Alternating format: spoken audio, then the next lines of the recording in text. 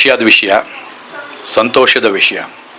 ಕರ್ನಾಟಕ ರಾಜ್ಯ ಕಾರ್ಮಿಕ ಪರಿಷತ್ತು ಒಂದೊಂದೇ ಹೆಜ್ಜೆಯನ್ನು ಇಟ್ಟು ಬಂದಿರುವಂಥ ಒಂದು ಸಂಸ್ಥೆ. ಯಾವುದೇ ಅಬ್ಬರ ಇಲ್ಲ, ಯಾವುದೇ ಸದ್ದುಗದ್ದಲಗಳಿಲ್ಲ. ಕೆಲಸದ ಮುಖಾಂತರ ಕರ್ನಾಟಕ ರಾಜ್ಯದಲ್ಲಿ ಈಗ ಒಂದು 2ನೇ ಸ್ಥಾನಕ್ಕೆ ಬಂದು ನಿಂತಿದೆ. ಸುಮಾರು ಕಾರ್ಮಿಕರು ಅಂತ ಹೇಳಿದರೆ ನೀವು ಎಲ್ಲ ಇದರಲ್ಲಿರ್ತಾರೆ, ನಿಮ್ಗೆ ಗೊತ್ತಿದೆ ಕಂಪನಿಗಳಲ್ಲೆಲ್ಲ.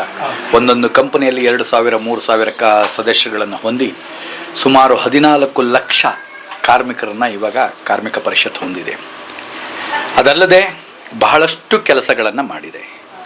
ಏನು ಅಕ್ರಮ ಚಟುವಟಿಕೆಗಳನ್ನು ಬಂದ್ ಮಾಡಿಸುವಂಥ ಕೆಲಸ ಆಗಿರಬಹುದು, ಲೈವ್ ಬ್ಯಾಂಡ್ಸ್ಗಳು ಬಂದ್ ಮಾಡಿಸುವಂಥದ್ದು, ಏನು ಹೆಣ್ಣು ಮಕ್ಕಳನ್ನು ಅರೆಬರೆ ನಗ್ನವಾಗಿ ಮಾಡಿ ಅವರಿಗೆ ಕೆಟ್ಟದ್ದನ್ನು ಮಾಡ್ತಾ ಇದ್ದಂಥ ಅವರಿಂದ ಹಣವನ್ನು ಮಾಡ್ತಾ ಇದ್ದಂಥವ್ರನ್ನ ಹೆಡೆಮುರಿ ಕಟ್ಟಿ ಅವ್ರನ್ನ ಬಂಧನಕ್ಕೊಳಪಡಿಸಿ ಅದನ್ನು ಸಂಪೂರ್ಣ ಬಂದ್ ಮಾಡಿಸಿರುವಂಥದ್ದಾಗಿರ್ಬೋದು, ಅಥವಾ ಪರಿಸರ ವಿಷಯಕ್ಕೆ ಸಂಬಂಧಪಟ್ಟಂತೆ ಪರಿಸರಗಳನ್ನು ರಕ್ಷಣೆ ಮಾಡುವ ನಿಟ್ಟಿನಲ್ಲಿ ಪರಿಸರಕ್ಕೆ ಆದ್ಯತೆಯನ್ನು ಕೊಟ್ಟು ವಿಜಯನಗರ ಜಿಲ್ಲೆಯಲ್ಲಿ ಸುಮಾರು 2 ಎಕರೆ ಜಾಗವನ್ನು ಒಳಗಾಕೊಂಡಿದ್ದಂಥ ಆ ಒಂದು ದೊಡ್ಡ ಕಂಪನಿಯ ವಿರುದ್ಧ ಹೋರಾಟ ಮಾಡಿ ಅದಷ್ಟನ್ನು ಸರ್ಕಾರಕ್ಕೆ ವಶ ಕೊಟ್ಟಿರೋದಾಗಲಿ, ಅಥವಾ 64 ಅಧಿಕಾರಿಗಳನ್ನು ಇಲ್ಲಿಯವರೆಗೆ ನಾವು ಆ ಒಂದು ಸಸ್ಪೆಂಡ್ ಆಗುವ ರೀತಿಯಲ್ಲಿ ನಮ್ಮ ಹೋರಾಟ ಮುಂದುವರೆದಿದೆ.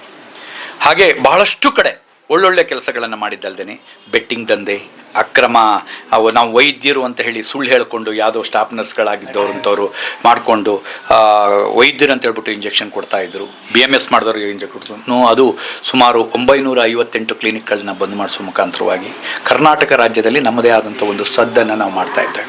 ಅದೆಷ್ಟೋ ಕಂಪನಿಗಳು, ಸುಮಾರು 2,500ಕ್ಕೂ ಹೆಚ್ಚು ಕಂಪನಿಗಳು ಸಮಸ್ಯೆ ಅದರದ್ದು ಮಾಲೀಕರು ಮತ್ತು ಕಾರ್ಮಿಕರ ನಡುವೆ ಇದ್ದಂಥ ಸಮಸ್ಯೆಯನ್ನು ನಿವಾರಿಸುವ ನಿಟ್ಟಿನಲ್ಲಿ ಅದರದ್ದೇ ಆದಂಥ ಹೋರಾಟವನ್ನು ಮಾಡಿ ಕೆಲಸವನ್ನು ಮಾಡ್ತಾ ಬಂದಿದ್ದೇವೆ. ಇವಾಗ ಶೈಕ್ಷಣಿಕ ಕ್ಷೇತ್ರ, ಪ್ರತಿಯೊಂದು ಕ್ಷೇತ್ರದಲ್ಲಿಯೂ ನಾವು ಕಾರ್ಮಿಕ ಪರಿಷತ್ ಇರಬೇಕು. ಈಗ ಮೊನ್ನೆ ನೋಡಬೇಕು ನೀವು, ಬೇಕರಿ ಕಾಂಡಿಮೆಂಟ್ಸು ಇಂಡಿಯಾದ ಇತಿಹಾಸದಲ್ಲಿ ಯಾವತ್ತೂ ಕೂಡ ವಾಣಿಜ್ಯ ತೆರಿಗೆ ಇಲಾಖೆಯವರು ನೀಡಿದ ತೆರಿಗೆ ನೋಟಿಸು ಮತ್ತು ದಂಡ ಮತ್ತು ತೆರಿಗೆಯನ್ನು ವಾಪಸ್ ಪಡೆದ ಇತಿಹಾಸವೇ ಇಲ್ಲ. ಆದರೆ ಕರ್ನಾಟಕ ರಾಜ್ಯ ಕಾರ್ಮಿಕ ಪರಿಷತ್ತಿನ ಹೋರಾಟ ಅಂಥದ್ದಿತ್ತು. ಸುಮಾರು 58,000 ಬೇಕರಿಗಳು ನಮ್ಮ ಸಂಸ್ಥೆಯ ಮುಖಂಡರಾಗಿದ್ದಾರೆ. ಅವರ ನೇತೃತ್ವದಲ್ಲಿ ನಾವು ಮಾಡಿರುವಂಥ ಹೋರಾಟಕ್ಕೆ ಖುದ್ದು ಸರ್ಕಾರವೇ, ಕೇಂದ್ರ ಮತ್ತು ರಾಜ್ಯ ಸರ್ಕಾರ ಮಣಿದು ಇಮ್ಮಿಡಿಯೇಟಾಗಿ ಅದನ್ನು ಹಿಂಪಡೆಯುವಂಥ ಒಂದು ಕೆಲಸವನ್ನು ಮಾಡ್ತು.